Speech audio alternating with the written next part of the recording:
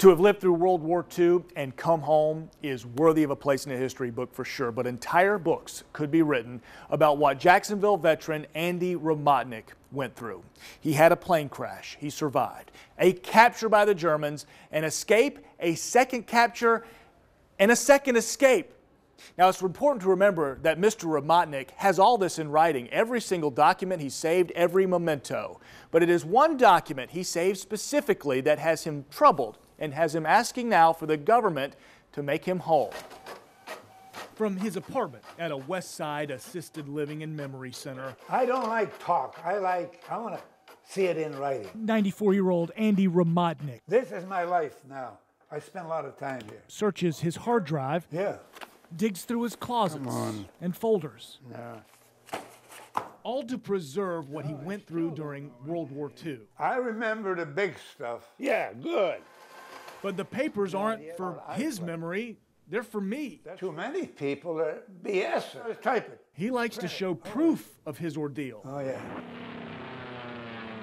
After the Japan bombed Pearl Harbor, December the 7th, 1941, 2 weeks later, I enlisted in the Army Air Corps. At 18, he was in the war, assigned to a B-25 crew, a radio operator and mechanic. By 20 years old, he had been on 42 bombing missions. His 43rd was his last. A story that can't be told in the confines of an apartment. We needed to find a B-25. Because I think this generation needs to know true experience, not a bunch of bull. So it was a road trip. We're gonna go see a B-25. Sound cool? The closest one I could find was 3 hours away. What year is this? This is 2013, probably. Polk City, Florida. Fantasy of Flight Air Museum. But that airplane, Timmy, I can't believe it's so big. A well-preserved bomber. I am amazed at it. But this is not the plane he flew in. I was a radio operator, gunner, sitting in the back of the airplane. There was no saving his. This is the right engine. Damn, it looks so big. His 43rd bombing mission. Our right engine is hit. All by German fire. Formation of 12 aircraft, B-25s, target over Italy. Now, we're leaving a trail of thick black smoke. The pilot ordered the crew to parachute out. I looked down watching the airplane go down, and I saw it hit the ground and burst into flames. When I hit the ground, I heard somebody say in English, "Hands up," until two German soldiers came up in their enemy uniform, one with a pistol, one with a rifle. Then I knew that I didn't land in friendly territory. And my mind then was on what happens next.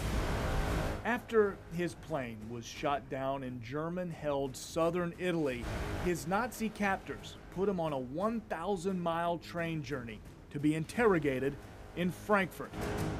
After that, it was another 500-mile train trip to a POW camp in Krems, Austria. His new home, a camp called Stalag 17B. And I didn't know, all of a sudden, I felt the officer kick me in the butt, and I went flying into a wall. I won't forget that.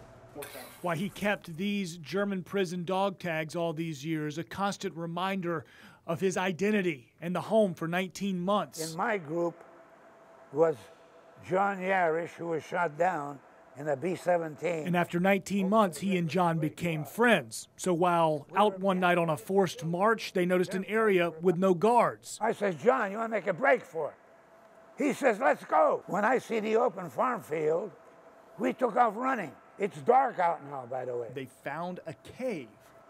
That was great. The cave was our new home. But they only lasted a couple of days. So, we were unlucky. We were captured again. You can blame German carelessness or maybe just Ramotnik's good luck, but it was only a few days later he and John managed to escape again during a similar forced march. John and I took off into the woods, ran and got away.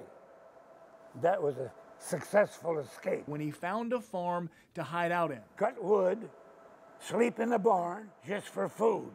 That was luck. The luck continued while still in hiding when he heard the news. All of a sudden, the Polish boy comes running out. Says, "Andy, guess what? They just heard on the radio, the war is over and we can stay. Period. End of my story. But no, not exactly. Ramotnik is free to go now, eventually gets home, and gets a final paycheck.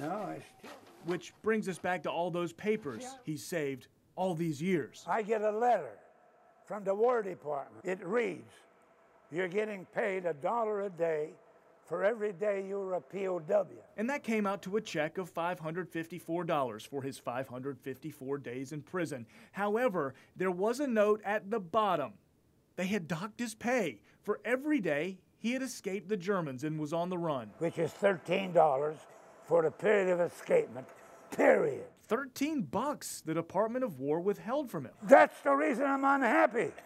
You don't see me smiling now, do you? Not upset because he needs the $13. Instead, because of another document he has. Article 3 in his Armed Forces Code of Conduct. If I am captured, I will make every effort to escape and help others escape. Not only I save my butt, I have my survivor to escape. And doesn't want to have to keep telling his epic story, with the final chapter being that he was penalized for his bravery. So I'm paying a penalty.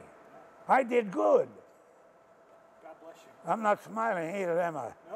So, of course, we are sharing his story with his U.S. Congressman, John Rutherford, who is also on the House Veterans Affairs Committee, to perhaps see what the congressman can do to make this right. As for his friend John, who he escaped with twice, Ramotnik told us he passed away 10 years ago.